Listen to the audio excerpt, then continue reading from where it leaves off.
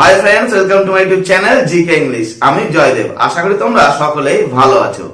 যারা ইংরেজিতে দুর্বল এবং যারা একটু ইংরেজিকে ভয় পাও তাদের জন্য আজকের ক্লাসটা খুব গুরুত্বপূর্ণ।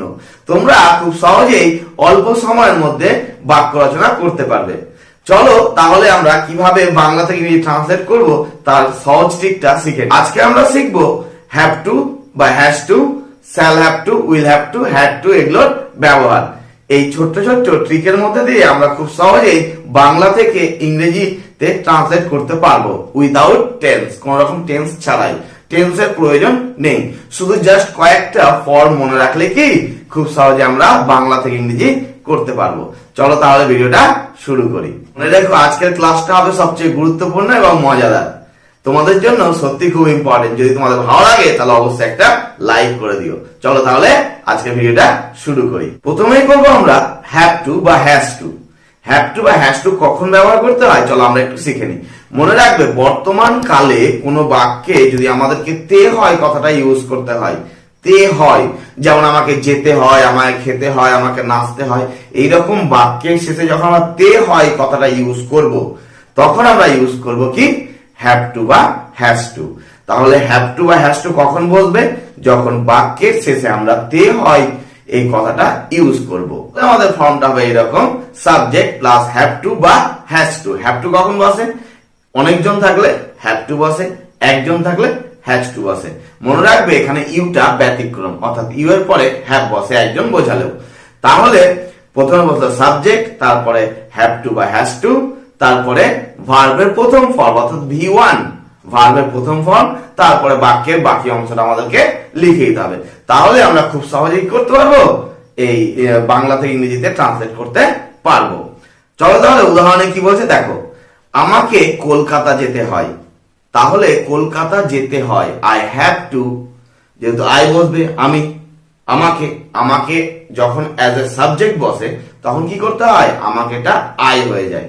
তাহলে আই তে হয় বলেছে, তাহলে হ্যাভ টু, তাহলে I have to go to Kolkata.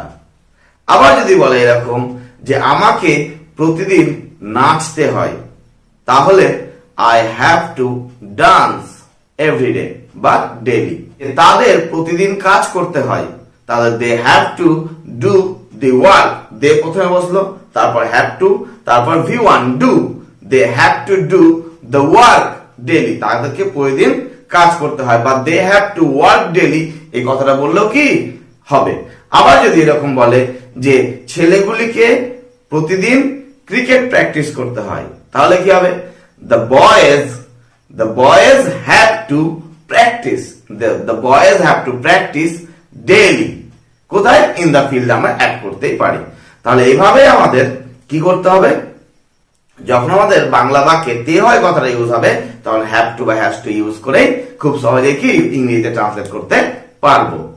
বা এটা আমাদের দৈনন্দিন জীবনে যে আমরা যখন ইংলিশ স্পিকিং করি অর্থাৎ ইংরেজিতে কথা বলি তখনও কি এটা আমরা ইউজ করতে পারি। এবার আমরা করব হ্যাড টু, অর্থাৎ তে হয়েছিল। অতীতকালে যখন আমায় কোনো কাজ করতে হয়েছিল বা তাকে কোনো কাজ করতে হয়েছিল বোঝালে আমরা হ্যাড টু ইউজ করি। মনে রাখবে এই ক্ষেত্রে ফর্মটা কি হবে, subject plus had to plus ভার্বের প্রথম ফর্ম বা V1 প্লাস আদার্স, বাকি আদার্স যা থাকবে সেটা।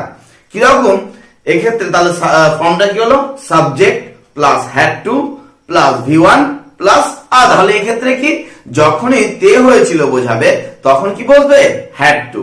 যেমন ধরো ছেলেটিকে চিঠি লিখতে হয়েছিল, তাহলে ছেলেটি চিঠি লিখতে হয়েছিল কি হবে, সাবজেক্ট এখানে ছেলেটি, তাহলে দি বয়, তাহলে কি বসালাম, the boy had to, the boy had to write, ভার্বের ফার্স্ট ফর্ম বলেছি, তাহলে কি হবে, রাইট, রাইট মানে লেখা, the boy had to write কি a letter, the boy had to write a letter.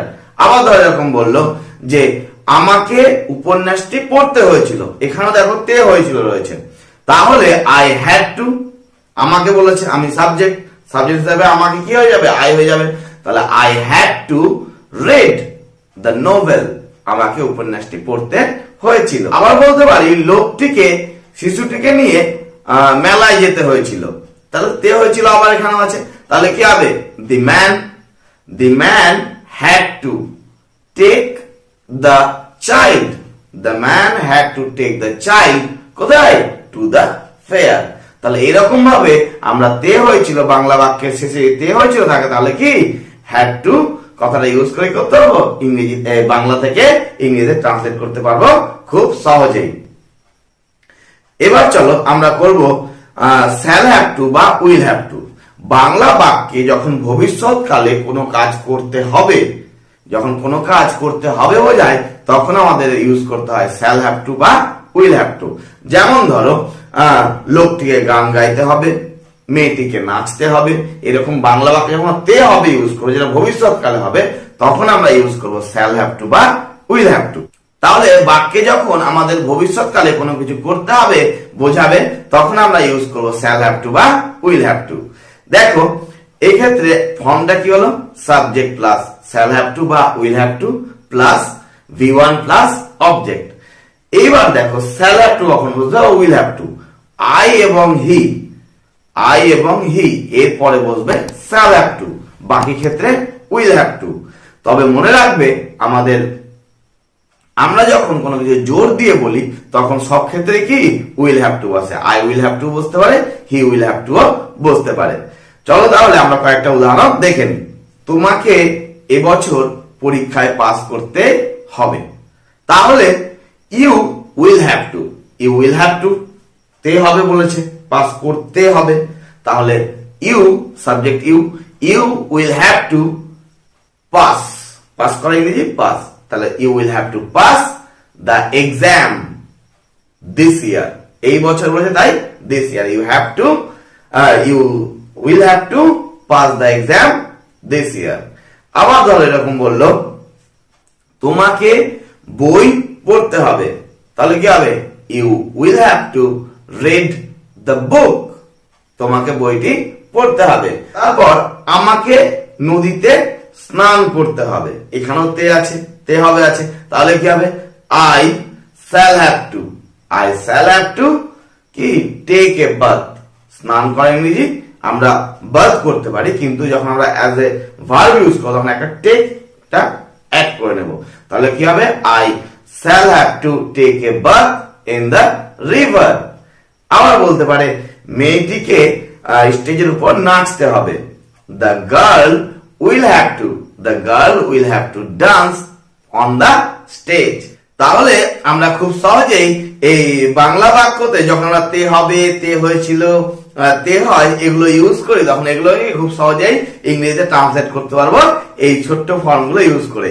মনে রাখবে, দেখো আমরা যদি একটু ভালো মতো লক্ষ্য করি তাহলে ফর্মগুলোতে কোনো চেঞ্জ হয় না, শুধুমাত্র চেঞ্জ হচ্ছে কি ওই অক্সিলারি ভার্বটুকুর, অর্থাৎ কোথাও হ্যাভ টু হ্যাজ টু, কোথাও shall have to will have to, বা কোথাও হ্যাড টু। এই ছোট্ট ফর্ম ইউজ করে কি আমরা খুব সহজেই উইদাউট টেন্সে আমরা বাংলা বাক্য থেকে ইংরেজিতে রূপান্তরিত করতে পারবো। যদি ভিডিওটি তোমাদের ভালো লাগে তাহলে অবশ্যই একটা লাইক করে দিও, এবং চ্যানেলে নতুন হলে অবশ্যই চ্যানেলটিকে সাবস্ক্রাইব করো পরবর্তী ভিডিও পাওয়ার জন্য। মনে রাখবে উইদাউট টেন্সে বেশ কিছু ট্রিকের মাধ্যমে আমরা বাংলা থেকে ইংরেজিতে রূপান্তর করতে পারবো। তাই আমার ডেসক্রিপশন লিংকে সবগুলো যে ভিডিও যেগুলোতে উইদাউট টেন্সে সেন্টেন্স তৈরি করা যায় তার লিংক দেওয়া রয়েছে।